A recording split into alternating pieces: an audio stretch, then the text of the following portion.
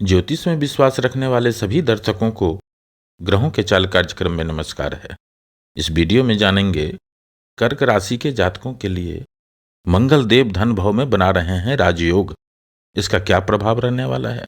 पिछले एक महीने की अपेक्षा आने वाले महीने में मंगल पर गुरु ग्रह की स्थिति किस तरह की रहेगी और वह हमारे लिए किस तरह के परिणाम दे रहे हैं, इस वीडियो में मुख्य रूप से इसी बात पर चर्चा करेंगे। यह गणना चंद्र राशि पर आधारित है, यानी जिन जातक के जन्म पत्रिका में चंद्रमा कर्क राशि में स्थित है, जहां 4 लिखा है, उस जातक को कर्क राशि का जातक कहा जाता है। आप इस वीडियो को लग्न से भी देख सकते हैं।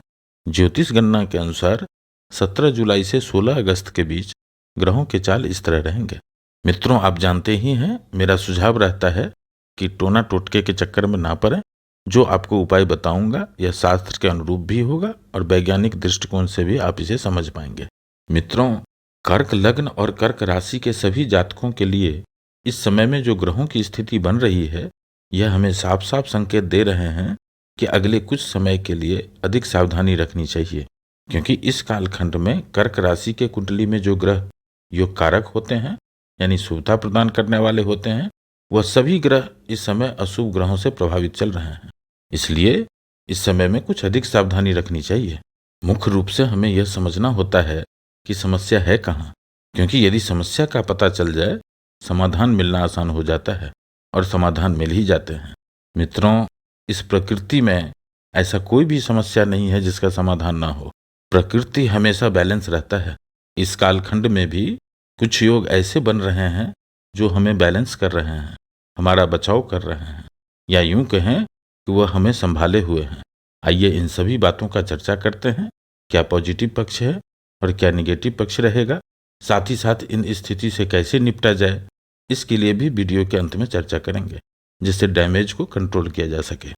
पॉजिटिव पक्ष की बात करें तो सबसे पहले एक बात को हमेशा याद रखना चाहिए कि कर्क राशि वालों के लिए चंद्रमा, बृहस्पति ग्रह और मंगल ग्रह, यानी मून, जुपिटर एंड मार्स, यह 3 ग्रह ही योग कारक ग्रह होते हैं।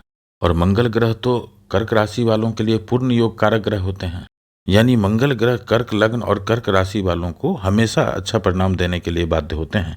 इसलिए मंगल ग्रह बहुत इंपॉर्टेंट होते हैं कर्क राशि वालों के लिए। जब किसी अशुभ भाव से भी, यानी 6ठे, 8वें और 12वें भाव से भी इन ग्रहों का गोचर होता है, या किसी अशुभ ग्रह का प्रभाव इन ग्रहों पर होता है, उस समय भी यह तीनों ग्रह, यानी चंद्रमा, बृहस्पति और मंगल ग्रह, कर्क राशि वालों के लिए शुभता तो नहीं दे पाते हैं, लेकिन अशुभ फल प्रदान नहीं करते हैं। और नवग्रहों में इन तीनों ग्रहों को छोड़कर बाकी के 6 ग्रह जो हैं, वह कर्क राशि वालों के लिए किसी भाव में शुभ और किसी भाव में अशुभ परिणाम देते हैं, यानी स्थिति के हिसाब से इनका प्रभाव बदलता रहता है। वैदिक ज्योतिष में इसको ग्रहों की तात्कालिक स्थिति कहते हैं। मंगल ग्रह की बात करते हैं तो मित्रों, जैसे कि पहले ही आपसे बताया है कि कर्क राशि वालों के लिए मंगल ग्रह योग कारक ग्रह होते हैं। 5म भाव और 10म भाव दोनों मुख्य भाव का स्वामित्व मंगल ग्रह के पास होता है। इस समय में मंगल ग्रह कर्क राशि के द्वितीय भाव से गोचर कर रहे हैं। मंगल ग्रह का यह गोचर तो अच्छा है, लेकिन प्लेसमेंट अच्छा नहीं है। इसलिए इस गोचर काल में कई मामले में तो मंगल ग्रह अच्छे परिणाम देंगे, लेकिन कई जगह सावधानी भी रखनी पड़ेगी, अन्यथा नुकसान हो सकते हैं, क्योंकि इस भाव पर राहु, शनि और बुध ग्रह का भी प्रभाव है। कुल मिलाकर इस गोचर काल में 18 अगस्त तक मंगल ग्रह अच्छे परिणाम देंगे, क्योंकि पहली बात यह है कि मंगल ग्रह का यह द्वितीय भाव से गोचर सिंह राशि में, सूर्य की राशि में, अग्नि तत्व राशि में सपोर्टिव परिणाम देते हैं। और दूसरी बात है, 10म भाव का स्वामी मंगल ग्रह धन भाव से गोचर कर रहे हैं। यह स्थिति भी राजयोग जैसा परिणाम देंगे। और इससे भी इंपॉर्टेंट है इस भाव पर गुरु ग्रह की अमृत दृष्टि होना।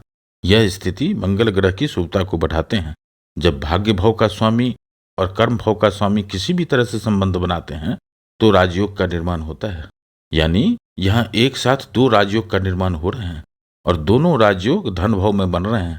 इसलिए इस समय में मंगल ग्रह द्वितीय भाव से विचार करने वाले सभी कारकत्वों में वृद्धि करने वाले हैं। और इतना ही नहीं है, इस कालखंड में मंगल के साथ युति में शुक्र ग्रह है और 25 जुलाई से बुध ग्रह की भी युति रहेगी। शुक्र ग्रह भी इस गोचर काल में अच्छे परिणाम देंगे, क्योंकि कर्क राशि के कुंडली में शुक्र ग्रह 4th भाव और एकादश भाव के स्वामी होते हैं, यानी सुख, समृद्धि और लाभ भाव का स्वामी होते हैं। अब यहाँ ध्यान से समझिएगा, कर्म भाव का स्वामी मंगल ग्रह लाभ भाव का स्वामी शुक्र ग्रह दोनों युति करके धन भाव से गोचर कर रहे हैं और उस पर बृहस्पति जैसे शुभ ग्रह की दृष्टि है जो कर्क राशि वालों के लिए भाग्य भाव का स्वामी है। मित्रों, काफी अच्छी स्थिति बन रही है धन भाव में इस मंगल के गोचर काल में, यानी 18 अगस्त तक आकस्मिक धन के योग बन रहे हैं। यह ग्रहों की स्थिति येन केन प्रकारेण जैसे भी हो, लेकिन जमा धन में कुछ न कुछ वृद्धि जरूर करेंगे। द्वितीय भाव से जमा धन, बैंक बैलेंस, कुटुंब और वाणी का विचार किया जाता है। मंगल ग्रह द्वितीय भाव से गोचर कर रहे हैं और इस समय में तो इस भाव पर राहु और शनि ग्रह की भी दृष्टि है, इसलिए वाणी पर संयम रखें। अपने कुटुंब से, अपने परिवार से, अपने साथ काम करने वाले लोगों के साथ वाद विवाद हो सकते हैं, क्योंकि बुध ग्रह का गोचर भी द्वितीय भाव से ही हो रहे हैं और बुध ग्रह वाणी का कारक ग्रह कहा गया है। और कर्क राशि वालों के लिए बुध ग्रह अच्छे परिणाम देने वाले नहीं होते हैं, इसलिए इन बातों पर खास ध्यान रखना चाहिए। जब तक मंगल ग्रह इस भाव में विराजमान है, यानी 18 अगस्त तक, यदि अति आवश्यक ना हो, वाद विवाद करने से बचें, उत्तेजित होने से बचें, आपके लिए हितकर होगा। अब मंगल ग्रह की दृष्टि की बात करते हैं तो इस कालखंड में मंगल ग्रह पंचम भाव, अष्टम भाव और नवम भाव को एक्टिव कर रहे हैं। पंचम भाव से प्रेम, प्यार, लिव इन रिलेशन, शिक्षा, संतान और फाइनेंस के बारे में जाना जाता है। इस भाव का स्वामित्व भी मंगल ग्रह के पास ही है, इसलिए इस समय में जो लोग प्यार कर रहे हैं और शादी करना चाहते हैं, जो लोग लिव इन रिलेशन में रह रहे हैं, जो लोग उच्च शिक्षा में एडमिशन लेना चाहते हैं, जो लोग संतान के इच्छुक हैं, उनके लिए 18 अगस्त तक का समय सपोर्टिव रहने वाला है। वैसे इस भाव पर भी शनि ग्रह की दृष्टि है, इसलिए सतर्कता गई, दुर्घटना हुई, सावधानी रखनी ही चाहिए। लेकिन फिर भी पिछले कुछ महीनों की अपेक्षा 18 अगस्त तक का यह समय आपके लिए सपोर्टिव रहेंगे। जो लोग शेयर मार्केट से रिलेटेड कारोबार करते हैं, उनके लिए भी यह समय लाभकारी रहने वाला है। मंगल ग्रह की दूसरी दृष्टि अष्टम भाव पर है। जो लोग रिसर्च से संबंधित काम कर रहे हैं, रिसर्च एंड डेवलपमेंट से संबंधित काम के क्षेत्र में जुड़े हुए हैं, जो लोग रॉ, विजिलेंस, सीबीआई, सीआईडी जैसे संस्थाओं से जुड़े हुए हैं, सेवा दे रहे हैं, उनके लिए भी यह समय कुछ खास रहने वाला है। और जिनका पैतृक संपत्ति का विवाद चल रहा है, उनके लिए भी कुछ रास्ते खुलते हुए दिखेंगे। वैसे इस भाव पर शनि ग्रह विराजमान है, इसलिए समय को टालना ही उचित होगा, लेकिन जो भी स्थिति बनेगी, रिजल्ट आपके पक्ष में होंगे।